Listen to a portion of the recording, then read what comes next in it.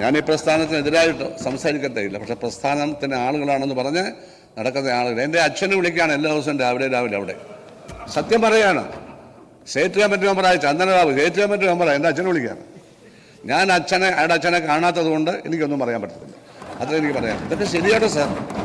പിണറായി വിജയൻ്റെ ചെരുപ്പിൻ്റെ വാറടിക്കാനൊരു യോഗ്യതയില്ലെന്ന് ഇവിടെ MLA ആയിരുന്ന അന്നത്തെ പ്രതിപക്ഷ നേതാവിനെ മുണ്ടിരിയണമെന്ന് പറഞ്ഞ ഒരാൾ പറഞ്ഞു. സാർ, ഞാൻ ആരുടെയും ചെരുപ്പിൻ്റെ വാറടിക്കാൻ യോഗ്യത ക്വാളിഫൈഡ് ഞാനില്ല സാർ. എന്നെ അഭിമാനിക്കുന്നു അതിനകത്ത്. തമ്പുരാക്കന്മാരുടെ ചെരുപ്പിൻ്റെ വാറാണ് പണ്ട് ഭൃത്യന്മാർ അഴിച്ചിരുന്നത്. നമ്മുടെ ആരുടെയും ചെരുപ്പിൻ്റെ വാറ നമ്മളല്ലാതെ ആരും അഴിക്കും. ഇതൊക്കെയാണ് സാർ ഭാഷ, ഫ്യൂഡൽ ഭാഷ, സമ്പന്നന്മാരുടെ ഭാഷ. ഇതൊന്നും കമ്മ്യൂണിസ്റ്റുകാരുടെ ഭാഷയല്ല. ചെറ്റക്കുടലിലും ചെറ്റപ്പുരകളിലും താമസിക്കുന്നവരാണ് കമ്മ്യൂണിസ്റ്റുകാരുടെ വോട്ടർമാർ ഭൂരിപക്ഷവും. അവിടെയാണ് P. കൃഷ്ണപിള്ള EMS ഒക്കെ ഓടിച്ചിരുന്നത്. അവരാണ് അവർക്ക് ഭക്ഷണം കൊടുത്തത്. അതൊക്കെ ഇന്ന് ചരിത്ര കഥകൾ മാത്രമാണ്.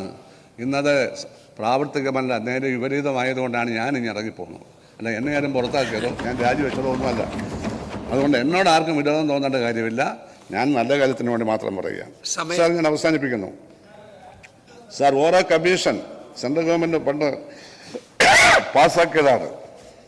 അതിൽ കോൺട്രാക്ടർമാരും അഴിമതിക്കാരായ രാഷ്ട്രീയക്കാരും അഴിമതിക്കാരായിട്ടുള്ള ഉദ്യോഗസ്ഥന്മാരും ചേർന്നുള്ള ഒരു അവിഹിത ബന്ധത്തെ പറ്റി പറയുന്നുണ്ട്. സാർ, നമ്മുടെ പദ്ധതിക്ക് നമ്മൾ 100 രൂപ വെച്ചാൽ 40 രൂപ അവർ ചെലവഴിക്കുള്ളൂ.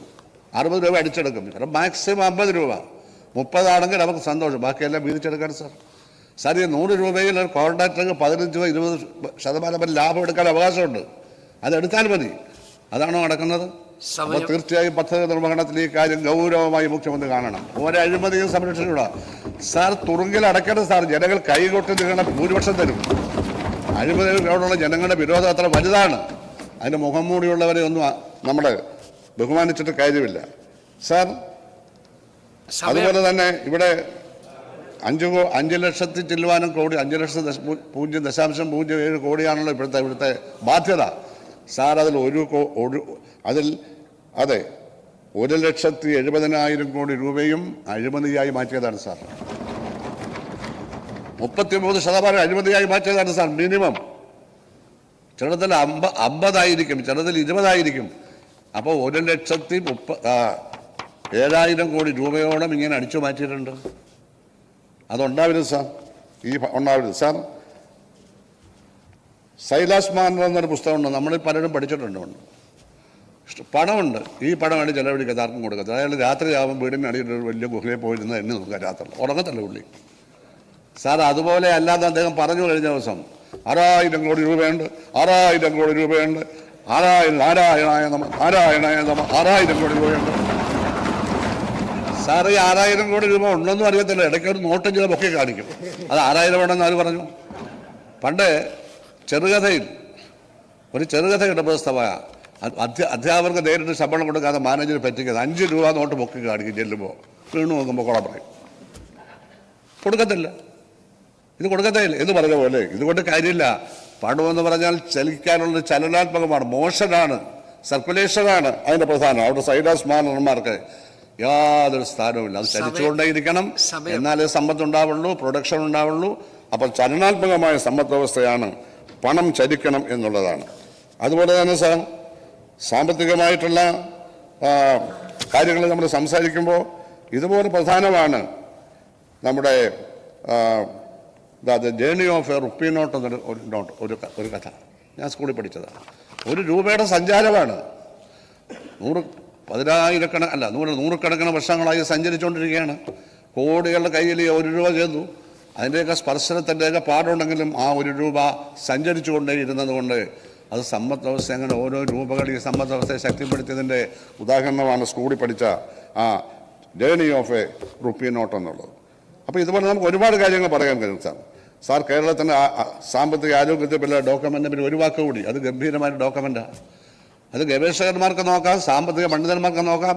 നിങ്ങളതിന് നിയമിച്ച 3 സാമ്പത്തിക പണ്ഡിതന്മാരും തികച്ചും യോഗ്യരാണ്. അല്ല, റെഡിമെയ്ഡായിട്ട് ചില സാമ്പത്തിക പണ്ഡിതന്മാർ ഇടതുപക്ഷ ഗവൺമെൻറ് വരുമ്പോൾ ഇങ്ങോട്ട് വരും. അവർ മരിക്കുന്നിടം വരെ അവരാണ്. പുതിയൊരു ചെറുപ്പക്കാരനെ വെക്കില്ല. ഞാൻ ഇപ്പോഴും പേരൊന്നും പറയുന്നുണ്ട്, ശരിയായ രീതിയൊന്നുമല്ല. മരിക്കുന്നിടം വരെ അവരാണ്. മാറ്റത്തെയാണ് മാർക്സിസം. മാറ്റമാണ് മാർക്സിസം. മാറ്റത്തിൻ കാലമാണ്. അത് വസന്തം പൂക്കുന്ന കാലമാണ് എന്നൊക്കെയുള്ള പാട്ടുകൾ ഞങ്ങളുടെ കൊണ്ട് മാറ്റമാണ്. മാറ്റമാണ് ശാസ്ത്രം. അതാണ് ന്യൂട്ടൺ പറഞ്ഞത്, ലോ ഓഫ് മോഷൻ. ഒരു സാധനം മേലോട്ടിട്ടാൽ താഴോട്ട് വരുന്നു, കാരണം അതിൻ്റെ ആകർഷണം ഏതാണോ കൂടുതൽ അവിടേക്ക് വരും. അതുപോലെ തന്നെ ഞാനിവിടെ സംസാരിക്കുന്നു, ഞാൻ പറന്നു പോകാത്തത് ഭൂമിയിലേക്ക് എന്നെ ആകർഷിക്കുന്നതുകൊണ്ടാണ്. അങ്ങ് അവിടെ ഇരിക്കുന്ന ബഹുമാനായ ആദരണീയനായ സഭാനാഥൻ ഇരിക്കുന്നു, അങ്ങ് അവിടുന്ന് ചാടിപ്പോകാത്തത് അങ്ങനെ ആ ഭൂമിയിലേക്ക് അസൈരയിലേക്ക് ഒരു ആകർഷണമുണ്ട്. അവരുടെ മുഖ്യമന്ത്രി അവിടെ ഇരിക്കുന്നു, അദ്ദേഹം ചാടി ഇപ്പുറത്ത് വന്നിരിക്കാത്തത് അദ്ദേഹത്തെ അവിടെ ആകർഷിച്ചിരുത്തിയിരിക്കുകയാണ്. ഇതാണ് ആകർഷണ സിദ്ധാന്തം. ഇതിൻ്റെ അടിസ്ഥാനത്തിലാണ് ഭൂലോകം ചലിക്കുന്നത്. ഭൂലോകം എന്ന് പറഞ്ഞാൽ ഒരു ചെറിയ ഗോളമാണ്. ഈ മഹാപ്രപഞ്ചത്തിൽ കോടാനുകൂടി ഗോളങ്ങൾ ഒന്ന് മാത്രമാണ് നാം മനസ്സിലാക്കണം. നാം നമ്മളെപ്പറ്റി, നമ്മുടെ പാർട്ടികളെപ്പറ്റി ഒക്കെ ഒരുപാട് പറയണ്ട, നല്ല കാര്യങ്ങൾ പറഞ്ഞാൽ മതി. അതിൻ്റെ അടിസ്ഥാനത്തിലൊന്നും പറയേണ്ട കാര്യമില്ല. ജനങ്ങളെല്ലാം വിലയിരുത്തുന്നുണ്ട്. ഞാൻ അവസാനിപ്പിക്കുകയാണ്. കോറ കമ്മീഷൻ ഞാൻ പറഞ്ഞു കഴിഞ്ഞു, ശ്രദ്ധിക്കേണ്ട കാര്യമാണ്. അതുപോലെ തന്നെ കിങ് ഈസ് എ ബഗർ. ഇരുന്നത് പോലെ തന്നെ അദ്ദേഹം ഇറങ്ങിപ്പോവും. രണ്ട് കൈയിലും ഒന്നുമില്ലാതെ അദ്ദേഹം വന്നു. വിരലുണ്ടായിരുന്നേ, വിരലില്ലെന്നല്ല, രണ്ട് കൈയിലും വേറൊന്നുമില്ല, അദ്ദേഹം വന്നു, അതുപോലെ ഇറങ്ങിപ്പോവും. അങ്ങനെ ഇറങ്ങിപ്പോയ മഹാന്മാരാണ്. EMS അങ്ങനെയായിരുന്നു, PK Vasanthan Nair, CH ഉദയമേനോൻ, EK Nayanar, AK Antony, VS Achuthanandan, ഇവരെല്ലാം അങ്ങനെ വന്നിട്ട് ഇറങ്ങിപ്പോയവരല്ലേ? നമ്മുടെ നാടിൻ്റെ അഭിമാനമല്ലേ? നമ്മളെല്ലാം അങ്ങനെയായിരിക്കണം. അതുകൊണ്ട് ഈ ബഡ്ജറ്റ് ഇത് വളരെ സിമ്പിളാണ്, എന്നാൽ ഗഹനമാണ്, ക്ലാസിക്കലാണ്. ബഡ്ജറ്റ് ഓഫ് എ ന്യൂ ടൈപ്പാണ്. പുതിയ അറേഞ്ച്മെൻറ്റ്സ് ആണ് ഇതിനകത്ത്. ഇത് ഒരുപാട് പഠിക്കാനുണ്ട്, വായിക്കാനുണ്ട്, ചർച്ചയ്ക്കൊക്കെ ഉണ്ട് നാട്ടിൽ എന്ന് പറഞ്ഞുകൊണ്ട് ഞാൻ എൻ്റെ വാക്കുകൾ. Thank you very much.